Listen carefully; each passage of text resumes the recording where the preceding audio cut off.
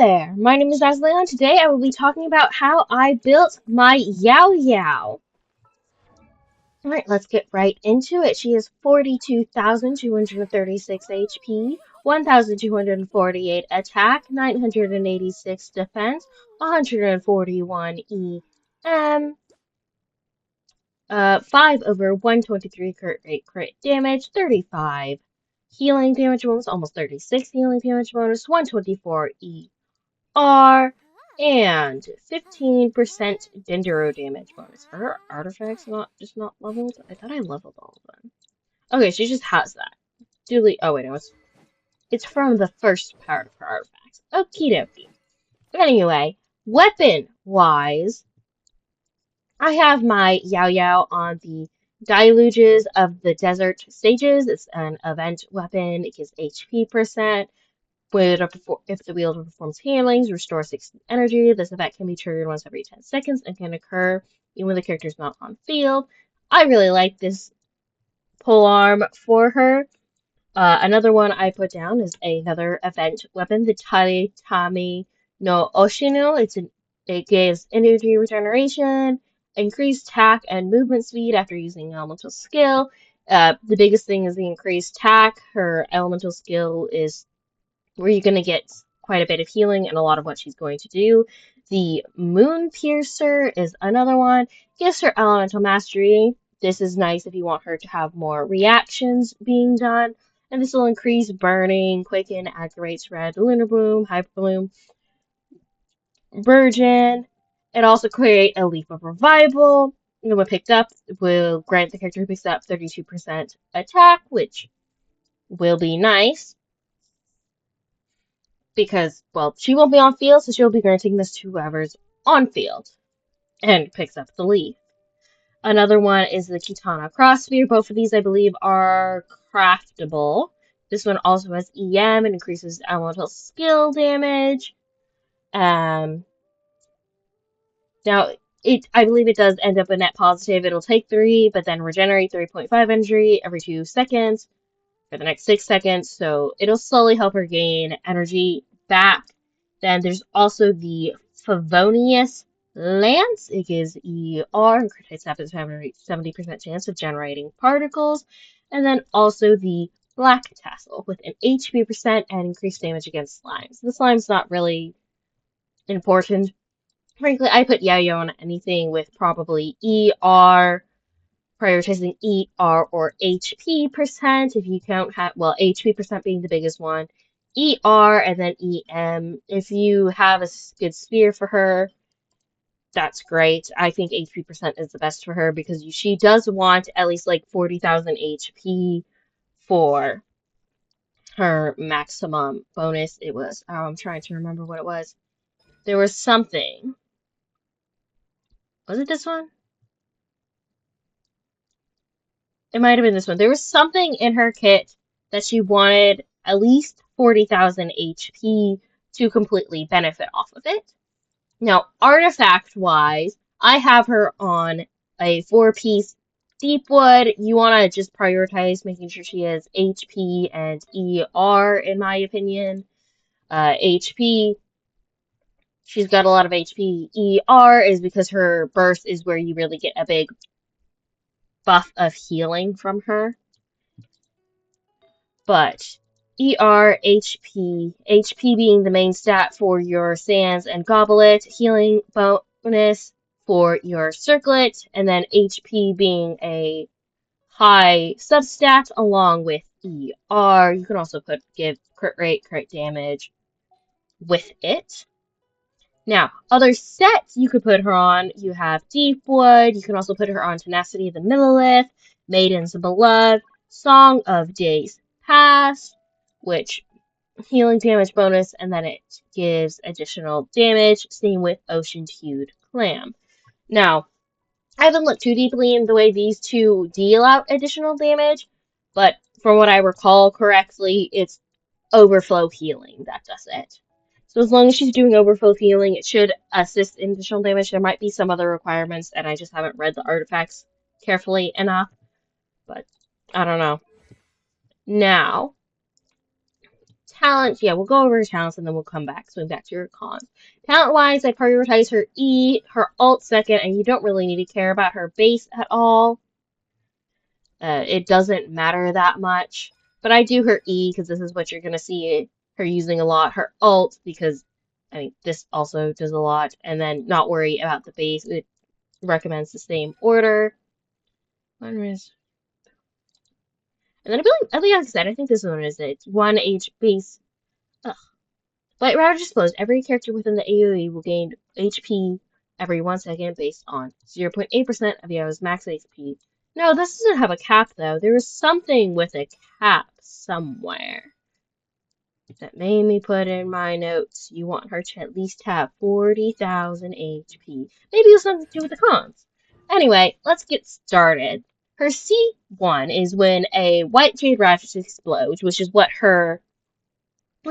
Ue tosses, you know. Anyway. Explodes. Blah. One moment.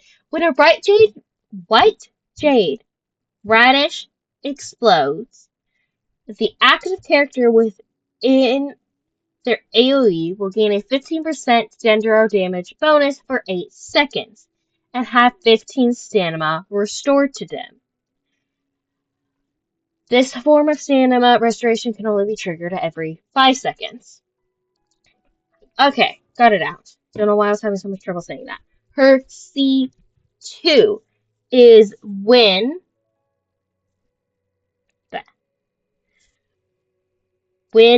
her ultimate Uge's hit opponents, 3 energy will be restored to Yao-Yao. This can occur every 0.8 seconds. Her C3 increases the level of her E.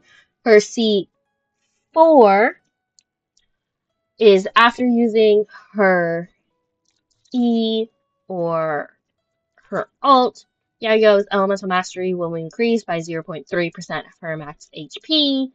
The maximum she can gain is 100. This way is 120. I think this is where I got the 40,000 HP. Is that this one, 40,000 is what's required to get the max buff on it. Her C5 increases the level of her alt. And her C6 is that for every 2 white jade radishes that Ue throws out, the next thrown will be counted as a mega radish. This is a larger AoE than your regular radishes, and which is a larger AoE than the standard radish. It deals 75% of Yao's attack as Dendro damage, and restores HP for the active character based on 7.5% of Yao-Yao's max HP. So this is why you really want her to have as much HP as possible. It's going to increase her healing as much as possible. Yugue can only throw out a maximum of 2 Mega Mushrooms, so you're not going to get more than 2, so for every 2 he throws, so once he throws out 4, or 5, 6. Once he throws out 6 radishes, he should be done. 2 for the one to activate the Mega Mushroom, and then 1 to be the Mega Mushroom. I feel like that was a bit all over the place. Sorry about that. Now, team-wise, as you can see, my Yao-Yao is in a Kaveh team. Kave's team actually normally has Nikita in this slot, but I do like this team as well, because you get heals from Yao-Yao, you get heals from Xingqiu, he lives here to increase bloom damage, and Kaveh himself will get heals from the Dendro cores that are created. I really like it as the healing team, but in the end, Yao is a really solid healer, so you can really put her in any team that you want Dendro application and a healer. And then, as you can see, she actually will also, with C1, she will buff Dendro damage bonus. Because I could also throw her in a team where I have, like... So you want... Running her with more Dendro characters is really good. Where I could be, like, Tighnari's here, Kuki, Shinobu, probably Tighnari, Kuki, Fischl. If I had the Shogun, it would be the Shogun. I want the Shogun for my Nari.